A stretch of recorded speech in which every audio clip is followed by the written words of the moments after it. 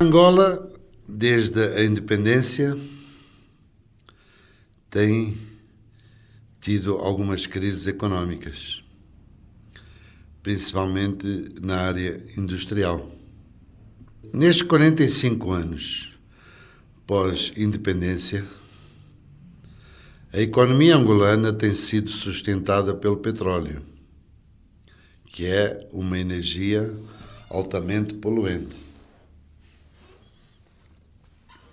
No advento da paz, em 2002, o lema para a reconstrução econômica de Angola tem sido a diversificação de sua economia.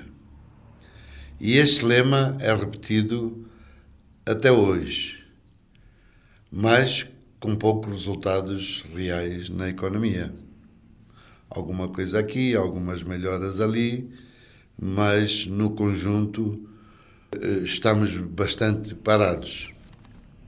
Muitos responsáveis acham que basta uma ordem ou uma assinatura e a economia se transforma automaticamente, esquecendo que quem constrói uma economia são os empresários privados e seus cidadãos, com maior ou menor poder de compra. Para haver um empresário capaz, experiente, responsável e conhecedor da matéria, é necessário um processo de aprendizado de muitos anos, muito estudo, muita experiência e muitos erros e acertos, por vezes.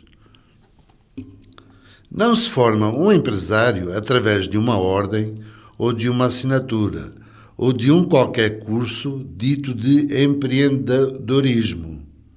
É preciso muito mais do que isso.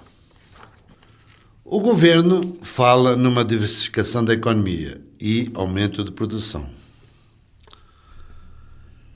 Não basta falar em financiamentos dessa economia. Não basta aparecerem empresários. Não basta construírem-se novas indústrias ou fazendas agrícolas. Não basta produzir mais. Numa economia que depende muito do seu mercado interno, é o caso de Angola, se os cidadãos não tiverem um poder de compra para adquirirem os produtos de que necessitam, certamente os produtores terão prejuízo, ou os produtores mais atentos não irão aumentar a sua produção, pois sabem das dificuldades na distribuição e vendas dos produtos e não querem correr o risco de falência. A produção agrícola de tomates é um bom exemplo, onde muitos agricultores até aumentaram suas produções de tomates, mas depois não houve escoamento suficiente dos mesmos, ou não se venderam à população em geral por falta de poder de compra desta. Quando o governo decidiu liberar a oscilação cambial do Kwanza, há cerca de 2 anos, sem poder considerar medidas de compensações económicas e financeiras para manter um equilíbrio cambial, pois não tinha reservas cambiais suficientes e capazes, houve imediatamente e continua a haver uma perda grande, uma oscilação bruta do valor do Kwanza e, consequentemente, do poder de compra dos cidadãos angolanos no geral, principalmente dos assalariados e das pequenas e médias empresas.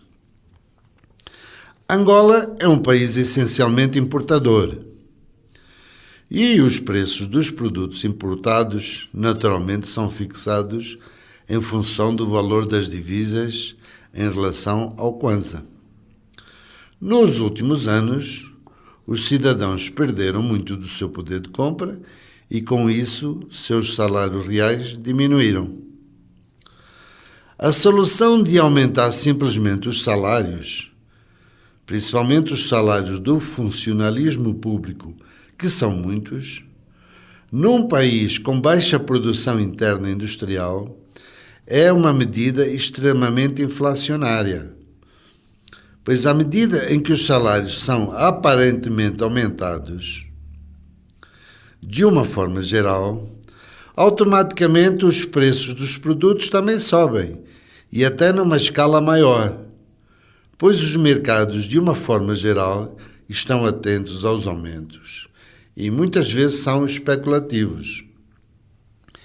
E, simplesmente, através de leis proibitivas dos aumentos dos preços, pouco se consegue controlar.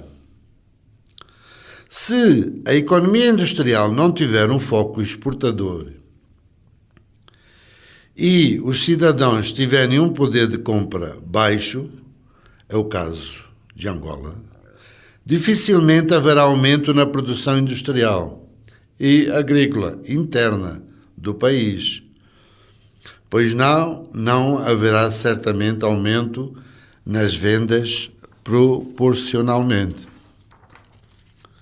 Mesmo havendo um aumento nos investimentos, na construção de novas empresas industriais, na construção de novas fazendas agrícolas e até aumentando o número de produtores rurais, se não houver um aumento no poder de compra dos cidadãos em geral, numa economia não exportadora, correm-se riscos em todos os sentidos e por todas as razões, incluindo-se o risco de serem perdidos os investimentos ou os produtores irem para a falência. Em conclusão, olhando-se a realidade angolana, pode-se afirmar que não é possível haver um aumento da produção interna através de novos investimentos ou através de um simples aumentar de produção, se não houver aumento no poder de compra dos cidadãos. Um suposto aumento do poder de compra dos cidadãos, através de um simples aumento escritural de seus salários, é inflacionário, aumentando a crise económica e social, e temos assistido a isso.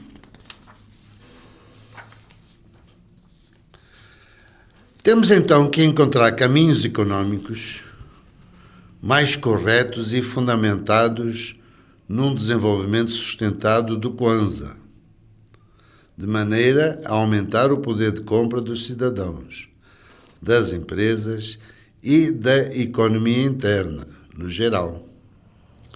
Um primeiro caminho seria aumentar a produção industrial e agrícola, diversificando a economia, exportando mais, de forma a ter um aumento nas reservas cambiais. Seria uma solução. Mas este caminho exige grandes investimentos financeiros e grandes capacidades empresariais, o que não temos. Não basta haver dinheiro ou assinar documentos dando ordens. Um segundo caminho, estamos aqui a falar de Angola. Não estamos a falar de países como Dubai, ou Portugal, ou qualquer outro país com poucos recursos minerais ou poucos recursos econômicos. Angola é um país que tem um potencial econômico muito elevado, pois foi contemplado com riquezas naturais ainda por explorar. E, por isso, tem opções particulares de desenvolvimento muito grandes, desde que sejam bem administradas. Este segundo caminho a construir por Angola e que certamente traria resultados mais rápidos à sua economia seria aumentar o lastro de sua moeda ou kwanza, através de uma exploração correta do ouro, que possui em suas reservas minerais naturais. Mas não pode ser através de uma exploração incipiente, sem organização, grupos de cidadãos nacionais e estrangeiros com pouca organização e pouca responsabilidade, e de empresas não fiáveis, etc. Teria de ser através de acordos económicos bilaterais com países altamente tecnológicos e responsáveis, países confiáveis, tipo a Alemanha, Japão, Dinamarca, Suécia e alguns poucos mais.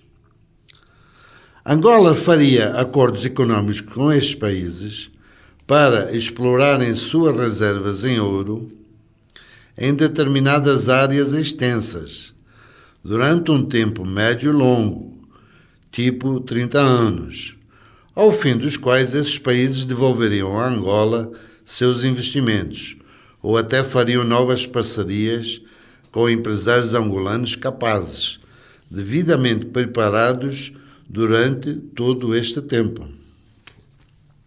Angola, bem assessorada tecnicamente e de uma forma responsável, seria o fiscal destes projetos, como fez o Dubai no seu desenvolvimento. E estes contratos estariam sujeitos às leis internacionais de responsabilidade. O ouro arrecadado por Angola, uma parte seria transformada em divisas para investimentos na sua própria economia e no seu desenvolvimento sustentado. E a outra parte seria transformado em reserva do Banco Central para ser utilizado como lastro de sua moeda ou kwanza, valorizando este certamente. Seus cidadãos seriam beneficiados diretamente com o aumento real de seu poder de compra, o mercado seria menos inflacionário e menos especulativo. Este segundo caminho, exploração do ouro, das reservas de ouro angolanas, parece ser o mais viável, rápido e sustentável. E a economia angolana voltaria a estabilizar e desenvolver com seus próprios recursos económicos e financeiros, sem ter grandes necessidades de endividamento externo. O sucesso deste caminhar seria o restabelecimento do poder de compra dos cidadãos angolanos e das pequenas e médias empresas nacionais, através da valorização da moeda ou kwanza, pois seriam medidas sustentáveis, económicas e financeiras, não inflacionárias, e talvez assim aumente o interesse dos investidores internacionais em investir na produção em Angola e uma maior confiança no país.